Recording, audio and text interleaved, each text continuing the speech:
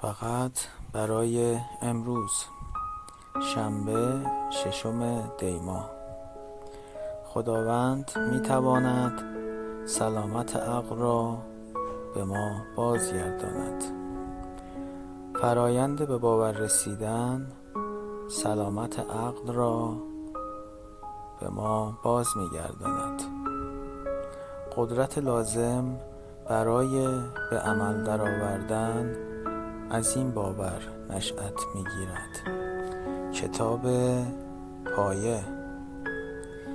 اکنون که سرانجام به عدم سلامت عقل خود اقرار کرده ایم و مثالهای آن را در همه اشکال مشاهده کرده ایم، شاید وسوسه شویم، باور کنیم که مجبور به تکرار این رفتار در باقی مانده زندگی خود نیز هستیم.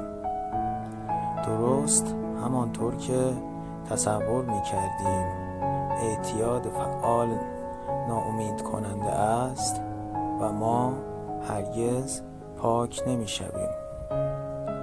اکنون ممکن است باور کنیم که نوع خاص عدم سلامت عقل ما ناامید کننده است. نه تا این حد.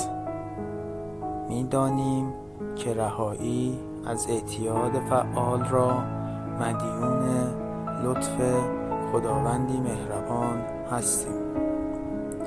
اگر نیروی برتر ما می تواند چنین معجزه‌ای را انجام دهد، یعنی ما را از وسوسه مصرف مواد رهایی بخشد.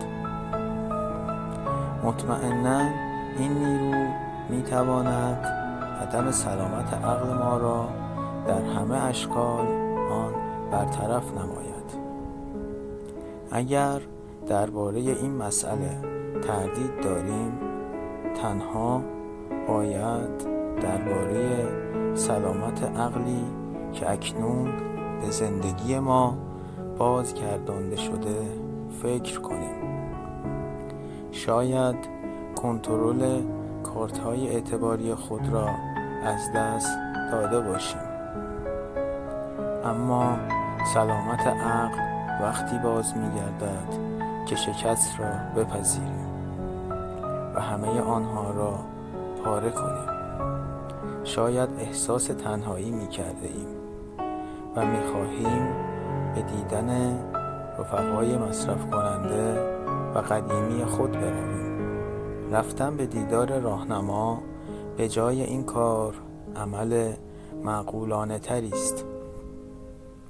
وقتی شروع به تجربه لحظاتی در بهبودی می کنیم که از سلامت عقل برخوردار هستیم.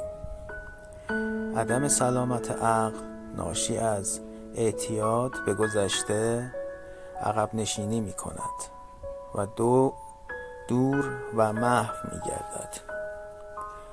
وقتی شروع به درک این موضوع می کنیم که نوع خاص سلامت عقل ما در برابر نیرویی برتر از ما هیچ است، ایمان ما به این نیرو بیشتر می شود.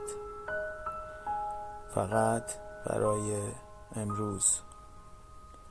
به خاطر هر عمل معقولانه در زندگی خود از خداوندی که درک می کنم سپاسگزارم، چرا که این اعمال نشانه بازیابی سلامت عقل است.